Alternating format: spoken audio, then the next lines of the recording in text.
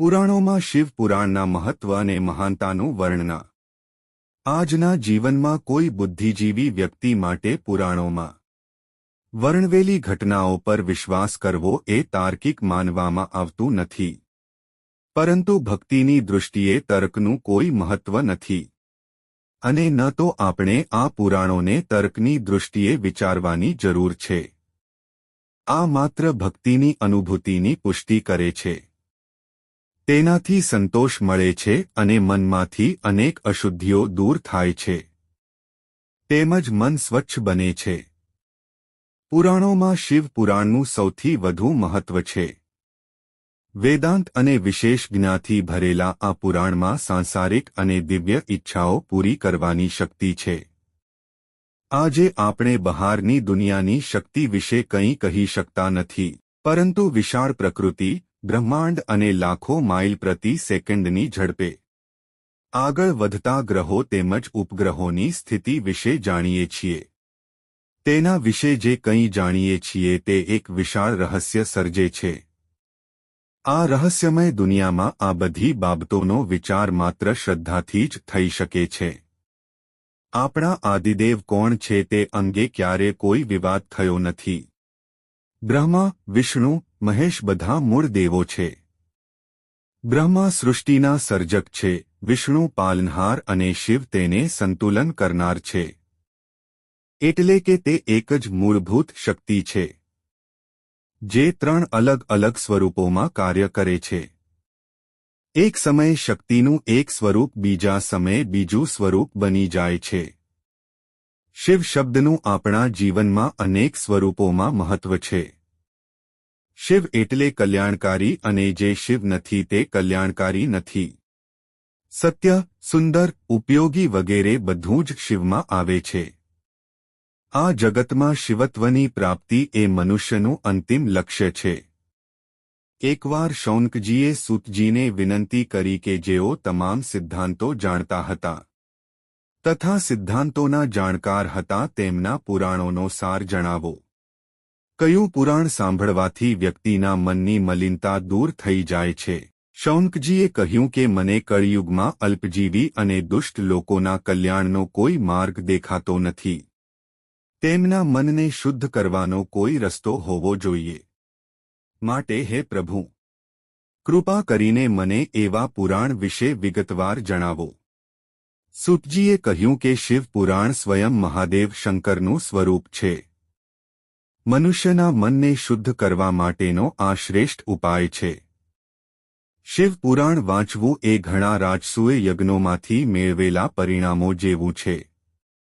જે ભક્તો શિવ પુરાણનો પાઠ કરે છે તેઓ સ્વયં શિવ સ્વરૂપ બની જાય છે। ઋષિમુનિઓ પણ શિવ પુરાણના વક્તા અને શ્રોતાના ચરણોને તીર્થસ્થાન માને છે। સૂતજીએ કહ્યું, હે શૌનકજી, જે વ્યક્તિ મુક્તિ ઈચ્છે છે તેણે શિવ પુરાણ વાંચવું જોઈએ। આ પુરાણ સ્વયં શંકરજીના મુખમાંથી અમૃત સ્વરૂપે બહાર આવ્યું છે।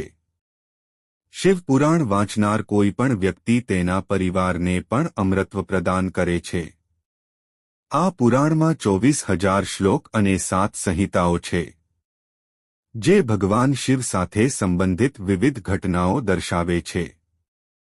1. વિદ્યાશ્વર સંહિતા। આ સંહિતામાં ભગવાન શિવની ભક્તિના આધારે શિવલિંગની સ્થાપના, ભગવાન શિવના વિવિધ કાર્યો, ભગવાન શિવનું મહત્વ, રુદ્રાક્ષની ઉત્પત્તિ વગેરેનો વિશેષ ઉલ્લેખ છે। 2. રુદ્ર સંહિતા।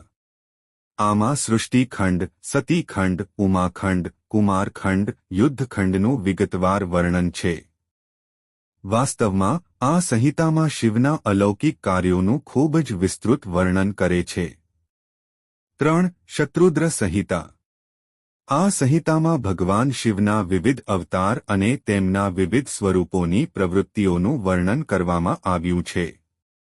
ભગવાન શિવના 90 મુખ્ય નામોનું વર્ણન પણ આ સંહિતામાં જોવા મળે છે। 4. કોટિ રુદ્ર સંહિતા। આ સંહિતામાં મહાદેવના વિવિધ સ્વરૂપો, નામો અને જ્યોતિર્લિંગનો ઉલ્લેખ છે। આ સંહિતામાં જેના કારણે જ્યોતિર્લિંગની સ્થાપના થઈ, અને મહાદેવને કયા સ્વરૂપમાં વિવિધ નામો મળ્યા તેનું વિગતવાર વર્ણન છે. 5. ઉમા સંહિતા. ઉમા સંહિતામાં અનેક દ્વીપોના વર્ણનો જોવા મળે છે. સર્જનને લગતા વિચારો પણ જોવા મળે છે. 6. કૈલાસ સંહિતા. આ સંહિતામાં ભગવાન શિવના મૂળ બીજ સ્વરૂપનું નિરૂપણ કરવામાં આવ્યું છે અને તેની સાથે ઋષિઓ સાથે સંબંધિત દ્વૈત અદ્વૈત વિચાર વગેરેની વિગતવાર ચર્ચા કરવામાં આવી છે.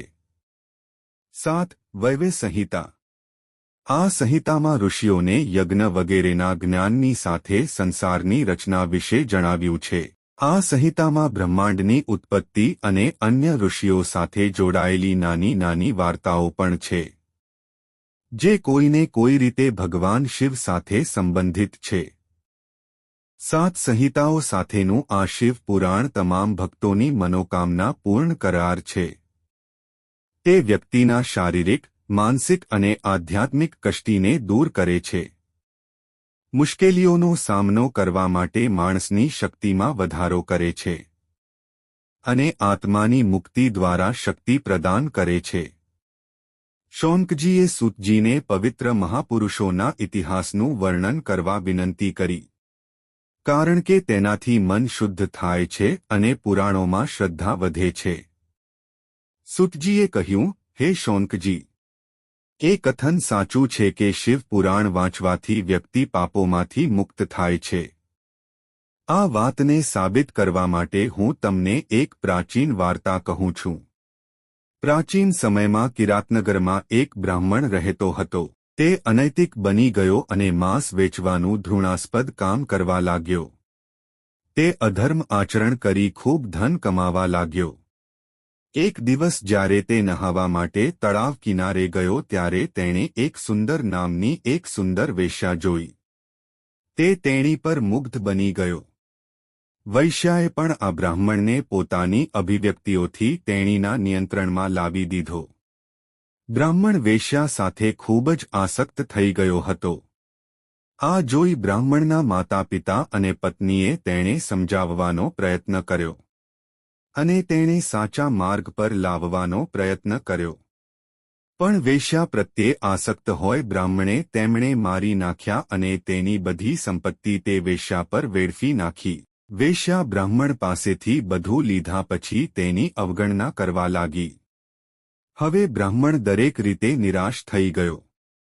એક દિવસ તે ભટકતો થાકીને અને તાવથી પીડાતો શિવ મંદિર પહોંચ્યો. મંદિરમાં ઘણા બ્રાહ્મણ મહાત્મા લોકો શિવ પુરાણનો પાઠ કરી રહ્યા હતા. તેણે થોડીવાર શિવ પુરાણ સાંભળ્યું અને પછી ઘરે આવ્યો. થોડા દિવસો પછી બ્રાહ્મણનું અવસાન થયું.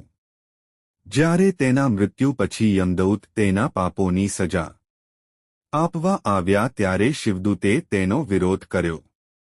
તેનું કારણ એ હતું કે શિવ પુરાણ સાંભળીને બ્રાહ્મણનું મન શુદ્ધ થઈ ગયું હતું.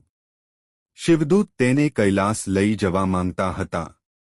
જ્યારે યમદૂત તેનો વિરોધ કરી રહ્યા હતા ત્યારે બંને વચ્ચે સંઘર્ષ થયો અને વાત ધર્મરાજા પાસે પહોંચી. જ્યારે ધર્મરાજ આવ્યા ત્યારે તેમણે શિવદૂતની વાત સમજી લીધી અને તેમણે બ્રાહ્મણને શિવદૂત દ્વારા શિવલોકમાં લઈ જવાની મંજૂરી આપી. આ રીતે જે શિવલોક યોગીઓ માટે દુર્ગમ હતું તે બ્રાહ્મણ માટે સરળ બની ગયું. આનો અર્થ એ છે કે શિવ પુરાણનું શ્રવણ ખૂબ જ લાભદાયક છે. આ સંદર્ભમાં હું તમને બીજી એક વાત કહું પણ એ પહેલાં તમારે શિવ પુરાણ સાંભળવાની અને વાંચવાની રીત જાણી લેવી જોઈએ. આગામી કથા સાંભળવા માટે ભાગ 2 જોવો. જો તમને આ વિડિયો પસંદ આવ્યો હોય તો વિડિયોને લાઇક કરો અને ચેનલને સબસ્ક્રાઇબ કરો.